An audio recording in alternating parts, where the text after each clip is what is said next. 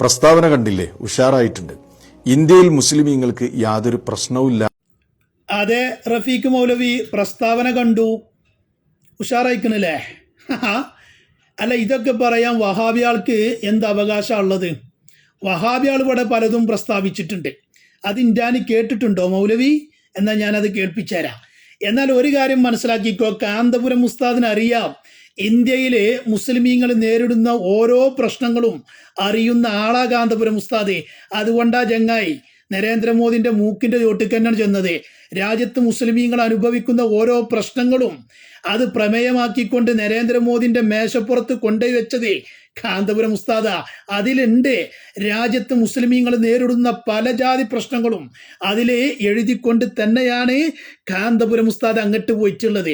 അത് രാജ്യത്തുള്ള മുസ്ലിമീങ്ങൾ അനുഭവിക്കുന്ന പ്രശ്നങ്ങൾ അത് സൂചിപ്പിക്കാനും ഈ പ്രശ്നങ്ങളൊക്കെ ഇവിടെ മുസ്ലിമീങ്ങൾ അനുഭവിക്കുന്നുണ്ട് എന്ന് പറയാനോ ചങ്ങായി കാന്തപുരം ഉസ്താദ് അങ്ങോട്ട് പോയിട്ടുള്ളത്. അത് മട്ടം പോലെ കാന്തപുരം ഉസ്താദ് പറയേണ്ടടുത്ത് പറഞ്ഞിട്ടുണ്ട്. മോദിജിൻ്റെ അടുത്ത് തന്നെ അത് മട്ടം പോലെ പറഞ്ഞിട്ടുണ്ട്. പറഞ്ഞു എന്ന് മാത്രമല്ല, അതൊരു പ്രമേയമാക്കിക്കൊണ്ട് അവിടെ അവതരിപ്പിച്ചിട്ടുമുണ്ട്.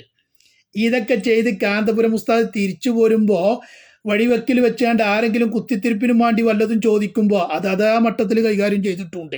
ആ കൈകാര്യം ചെയ്യല എൻ്റെ കേട്ടത്. എന്നാ കാന്തപുരം ഉസ്താദ് മോദിജിൻ്റെ അടുത്ത് പോയിട്ട് എന്തൊക്കെയാ പറഞ്ഞത്? അത് കാന്തപുരം ഉസ്താദ് തന്നെ ഞാൻ ഇന്നാലിന്ന പ്രശ്നങ്ങളൊക്കെ അവിടെ അവതരിപ്പിച്ചിട്ടുണ്ട്. അതിലിപ്പോൾ ജി പറഞ്ഞല്ലോ ചില സംഗതികളൊക്കെ, പള്ളി പൊളിക്കുന്നതും അതുപോലെ വീട് പൊളിക്കുന്നതും ബീഫിൻ്റെ പേരിൽ തച്ചു കൊല്ലുന്നതൊക്കെ പറഞ്ഞല്ലോ. അതൊക്കെ അവിടെ മട്ടം പോലെ അവതരിപ്പിച്ചിട്ടാ ചങ്ങായി കാന്തപുരം ഉസ്താദ് തിരിച്ചു പോന്നിട്ടുള്ളത്. എന്നാൽ ഇതൊക്കെ പറയാൻ വഹാബികൾക്ക് എന്താ അർഹതയുള്ളത്? എന്നാൽ വഹാബിസം ഇവിടെ എന്താ പറഞ്ഞത്? ഈ രാജ്യത്ത് വല്ല പ്രശ്നമുണ്ടോ?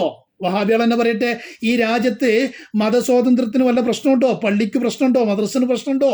കോളേജിന് പ്രശ്നമുണ്ടോ? പ്രബോധനം ചെയ്യാൻ പ്രശ്നമുണ്ടോ? ഒരു പ്രശ്നമല്ല എന്നാണ് ഈ നരേന്ദ്രമോദി ഭരിക്കുന്ന രാജ്യത്തെക്കുറിച്ച് വഹാബി പുരോഹിതൻ പറയുന്നത്. കേട്ടോ ചങ്ങായി? എന്നിട്ട് കാന്തപുരം ഉസ്താദിന്റെ മെക്കെട്ട് കയറുന്നത് KNMന്റെ ജനറൽ സെക്രട്ടറി മജീദ് സ്വലായി പറയുന്നത് കേട്ടോ? യമനിൽ ചെന്നിറങ്ങിയിട്ടുണ്ട്, പഠിച്ചിട്ടുണ്ട്. ഇത്തരം ആളുകളെ തേടിക്കൊണ്ടാണ് ഇവിടുത്തെ അന്വേഷണ സംഘം നടന്നുകൊണ്ടിരിക്കുന്നത് എന്നെങ്കിലും മൈക്ക് കെട്ടി പ്രസംഗിക്കുമ്പോൾ ശ്രദ്ധിക്കേണ്ടതുണ്ട്. എന്തിനായിരുന്നു ഇവർ യമനിലേക്ക് പോയത്? ഈ നാട്ടിൽ സ്വസ്ഥതയും സമാധാനവും നഷ്ടപ്പെട്ടിട്ടാണോ?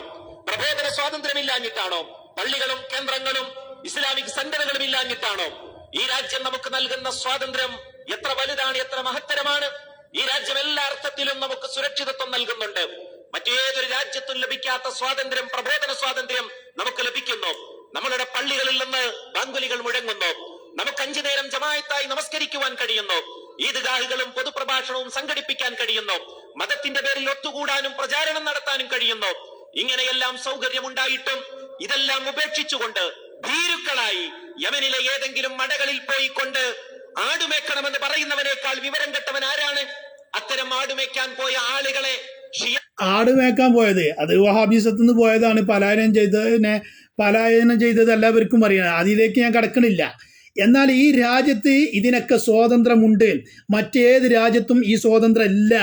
നരേന്ദ്രമോദി ഭരിക്കുന്ന ഇന്ത്യ രാജ്യത്തെ കുറിച്ചാ ചങ്ങായി എൻ്റെ മൗലവി KNMന്റെ ജനറൽ സെക്രട്ടറി പറയുന്നത്. മനസ്സിലായോ? ഇതൊക്കെ അവിടെ മൂടി വെച്ചിട്ട് കാന്തപുരം ഉസ്താദിന്റെ മെക്കെട്ട് കയറിയല്ലേ? മറ്റുള്ള ഏത് രാജ്യത്തുമില്ലാത്ത സ്വാതന്ത്ര്യം നമ്മുടെ ഇന്ത്യ രാജ്യത്തുണ്ട്. ഏതാണ് ഈ രാജ്യം? നരേന്ദ്രമോദിയാ ഭരിക്കുന്നത്. അവിടെയാണ് ഈ പ്രസംഗിക്കുന്നത്. മനസ്സിലായോ? കാന്തപുരം ഉസ്താദിന്റെ മെക്കെട്ട് കയറിയതിന്റെ മുമ്പ് അവനവന്റെ നേതാക്കന്മാര് എന്തൊക്കെയാണ് ഇവിടെ പറഞ്ഞു വെച്ചിട്ടുള്ളത് ആദ്യം ഒന്ന് കേട്ട് മനസ്സിലാക്കിയിട്ട് വാ സുന്നികളെ നേർക്കി വരാൻ. ഓക്കെ?